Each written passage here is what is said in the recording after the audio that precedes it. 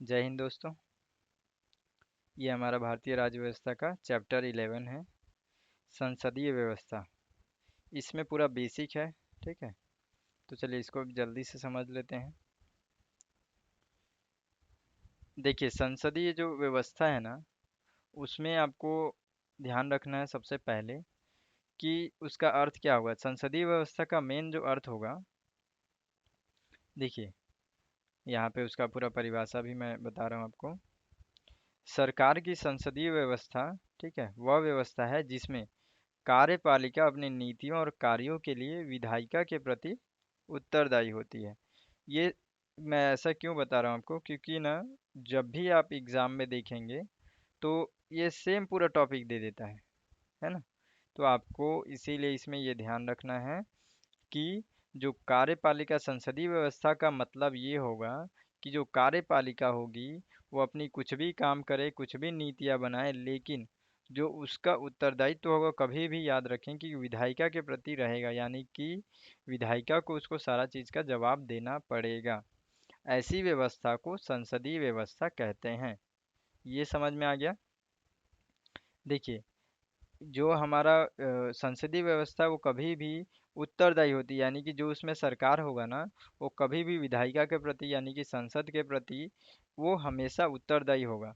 तो इसलिए जो भी सरकार होता है वो क्या होता है, उत्तरदायी सरकार होता है। कई बार इसको हम लोग उत्तरदायी सरकार भी इसीलिए बोलते हैं। ये आपको समझ में आ गया। देखिए, इसमें अब आपको ये समझना है कि जो कैबिनेट है ना, वास्तविक जो कैबिनेट मतलब वास्तविक कार्यकारिणी, यानी कि जो मंत्रियों का जो एक सेलेक्टेड ग्रुप होता है, ठीक है, उसमें कैबिनेट, उसको कैबिनेट बोलते हैं। ठीक है, तो उसमें जो लोग बैठते हैं वो सदन के प्रति यानी संसद के प्रति जो अभी बताया उत्तरदायी होते हैं।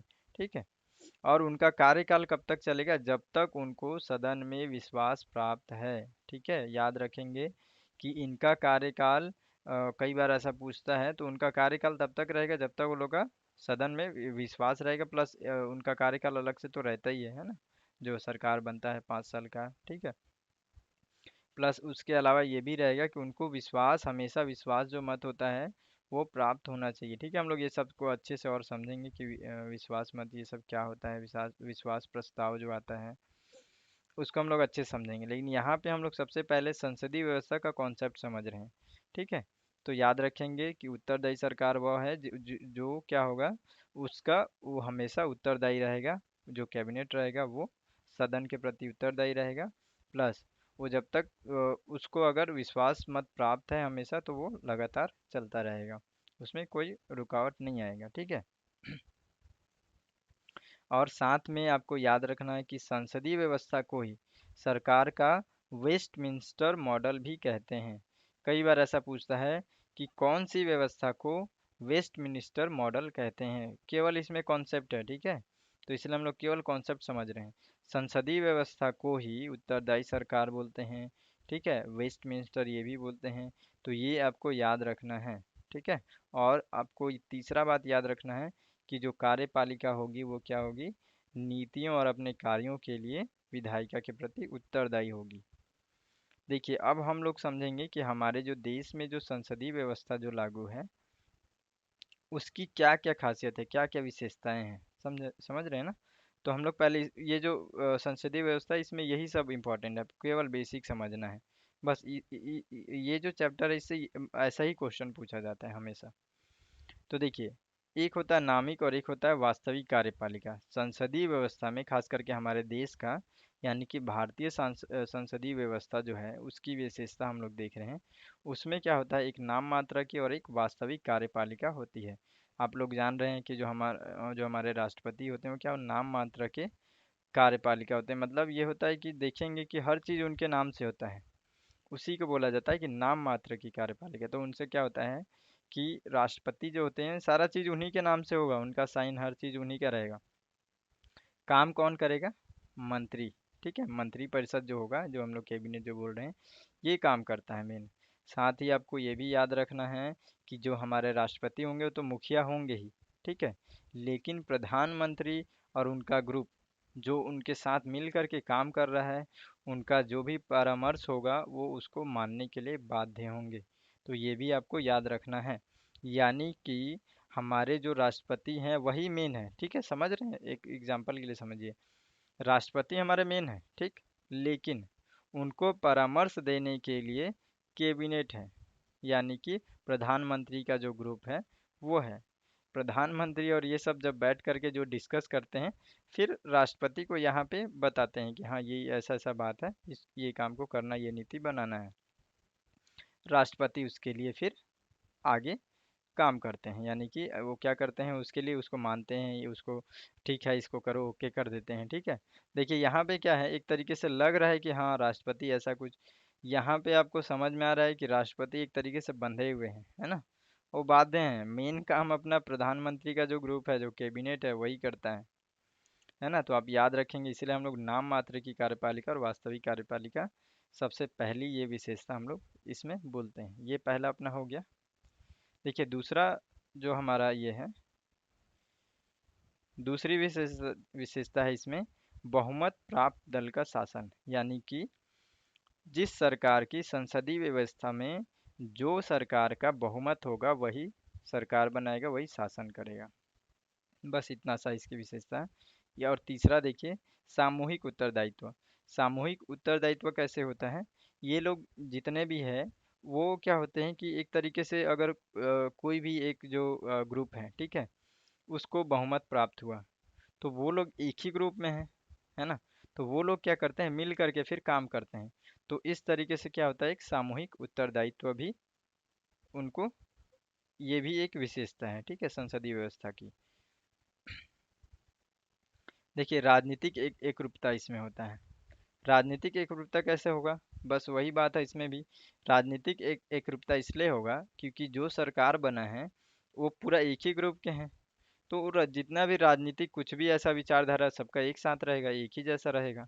तो इसलिए संसदीय व्यवस्था में राजनीतिक एकरूपता भी होता है, ठीक है। कई बार नहीं भी होता, लेकिन ये विशेषता है, ठीक है। जब अगर ऐसा समझ जाए कि आप दो ग्रुप मर्ज हो करके सरकार बनाए हैं, तो उसमें थोड़ी सी प्रॉब्लम होती है। लेकिन हम लोग अभी उसको नहीं देख रहे हैं, केवल ऊपरी जो हम लोग को मेन जो है कि राजनीतिक एकरूपता होता है संसदीय व्यवस्था में, ठीक है। पांचवा देखेंगे, दोहरी सदस्यता। इसको थोड़ा सा समझिएगा क्योंकि ये थोड़ा ज़्यादा इंपॉर्टेंट है, कई बार यहाँ से ज़्यादातर क्वेश्चन पूछा जाता है, ठीक है। दोहरी सदस्यता का मतलब ये हुआ कि सदन में, ठीक है, एक तो हो गया मंत्री, ठीक है, जो भी अगर मंत्री है वो संसद का या सदन का सदस्य भी है, ठीक है, ये याद रखिएगा। यानी कि पहले तो वो मंत्री बना, दूसरा वो सदन का सदस्य भी है। तो इस तरीके से उसको दोहरी सदस्य मिल गया ना, समझ रहे हैं ना आप, ये चीज़ को आप समझ गए। प्लस इसमें एक चीज़ और होता है, इसलिए इससे ज़्यादा क्वेश्चन बनता है कि मान के चलो कोई ऐसा व्यक्ति है, हमारे में ये भी प्रावधान है कि कोई ऐसा व्यक्ति है जो डायरेक्टली मंत्री बन गया, लेकिन वो सदन का सदस्य नहीं है। तो क्या उसको दोहरी सदस्यता प्राप्त है? नहीं है। उसको क्या करना पड़ेगा, 6 महीने के अंदर में सदस्यता लेना पड़ेगा, सदन में उसकी सदस्यता होनी चाहिए 6 महीने के अंदर में। कई बार ऐसा हो जाता है कि कोई अर्जेंट किसी व्यक्ति को या किसी भी कारण से मंत्री बना दिए हैं, लेकिन वो क्या है, सदन का सदस्य नहीं है। तो वो क्या होगा, संसद का या सदन का वही होता है, उसका सदस्य बनेगा 6 महीने के अंदर में, ठीक है। तो ये होता है, ये दोहरी सदस्यता, ये भी अपना भारतीय संसदीय व्यवस्था का विशेषता है। प्रधानमंत्री का नेतृत्व, ये भी होता है, जान रहे हैं, प्रधानमंत्री हमारे मुख्य होते हैं, ठीक है। वो सारी चीज़ों के लीडर होते हैं, अपना जितना भी कैबिनेट है इनका सरकार का लीडर होते हैं। तो इस तरीके से प्रधानमंत्री का नेतृत्व होता है हमारे संसदीय व्यवस्था में। निचले सदन का विघटन, इसको भी ध्यान में रखेंगे। निचले सदन यानी कि जो लोकसभा होता है, वो कई बार ऐसा भी होता है कि प्रधानमंत्री की सिफारिश पे भी वो विघटन कर सकते हैं, ठीक है। और देखिए इसमें क्या होता है कि जो मंत्री परिषद है, मंत्री जो है पूर्ण होने के बाद भी नए चुनाव के लिए उस समय भी वो विघटन होता है, ठीक है। इसको आप समझ गए अच्छे से।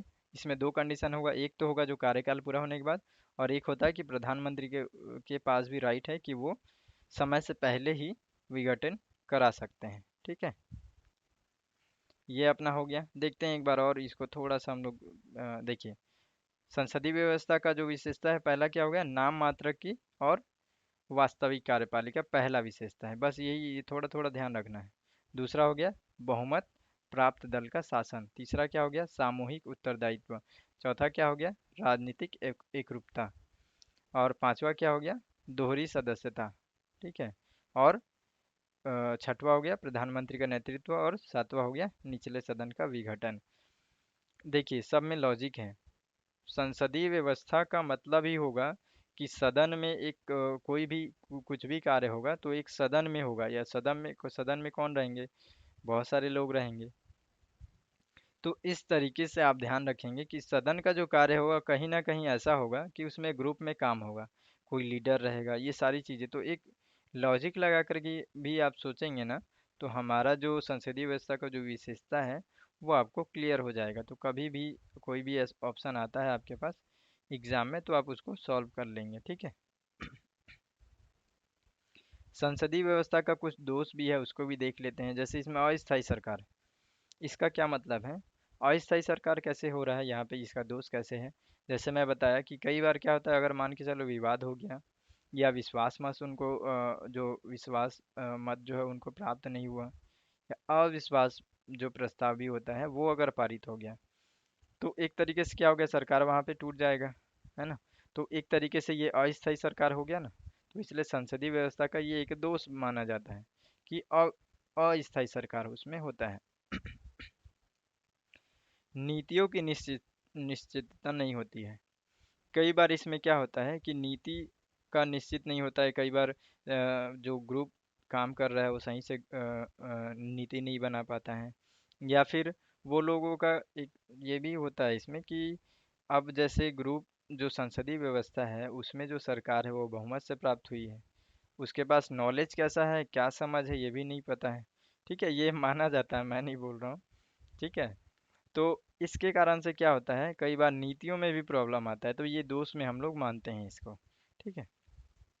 उसके बाद से शक्तियों के विभाजन के विरुद्ध, इसमें शक्तियों का विभाजन नहीं होता है, सब लोग एक साथ मिल करके काम करते हैं। तो इसलिए भी एक तरीके से ये संसदीय व्यवस्था के दोष में आता है।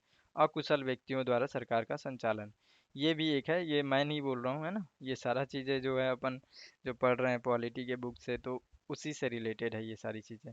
तो कई बार ऐसा होता भी है कि लोग, कुछ लोग ऐसे भी आ जाते हैं क्योंकि क्या है कि उनको बहुमत मेन उनको बहुमत मिलना चाहिए। वो कैसे हैं हमारे संविधान में आपको पता ही है कि पढ़े लिखे होने का ज़रूरत नहीं है। आपको इतने बड़े सदन में जहाँ से हमारा पूरा देश को गवर्न करते हैं, उसके लिए नीतियाँ बनाते हैं, उसको पूरा मैनेजमेंट करते हैं, वहाँ पे जाने के लिए आपको पढ़ने लिखने का ज़रूरत नहीं है। हाँ लेकिन मजाक नहीं है, वो बहुत डिफ़िकल्ट होता है वो चीज़, है ना। लोगों को जिस तरीके से मैनेज करके रखना है, उनको कन्विंस करना है ना। लेकिन फिर भी बात वही है कि कहीं ना कहीं वहाँ पे अकुशल व्यक्ति भी पहुँच जाते हैं, जिसके कारण से ये सब प्रॉब्लम होता है। तो ये एक दोष है संसदीय व्यवस्था में। ठीक है।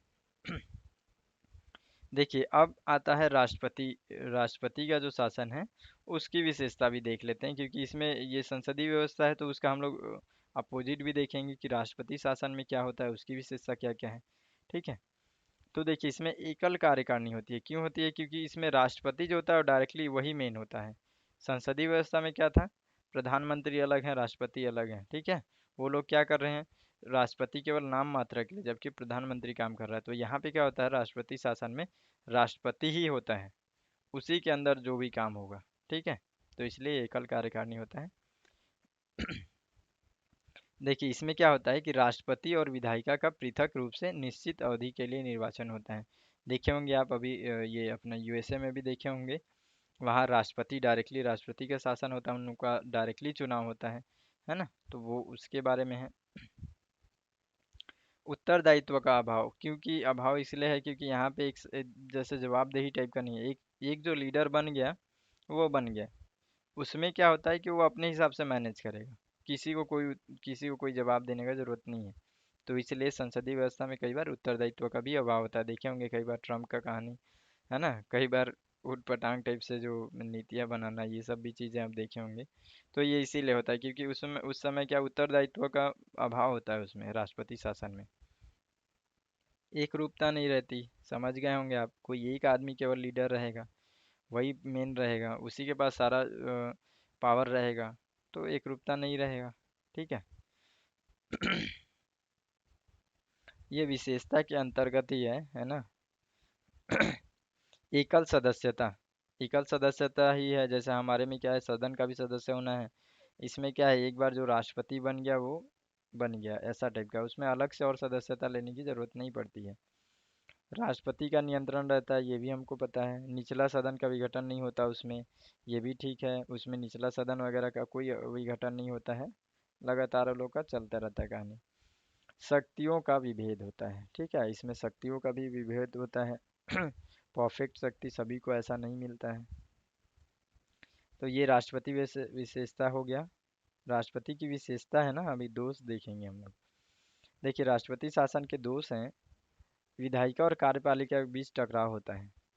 क्यों होगा, क्योंकि आप जान रहे हैं इसमें क्या है, कोई किसी के लिए उत्तरदायी नहीं है। ठीक है, और राष्ट्रपति जो कि एक आदमी को पूरा पावर दे करके रखे हैं, तो उसमें तो टकराव होगा ही, है ना।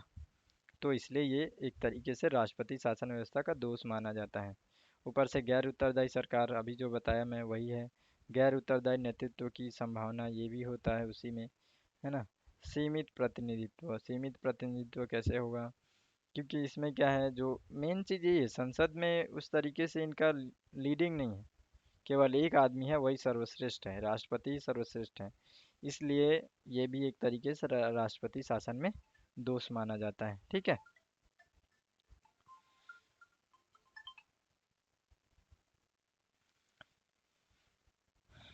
तो ये अपना आज का कंप्लीट हो गया है।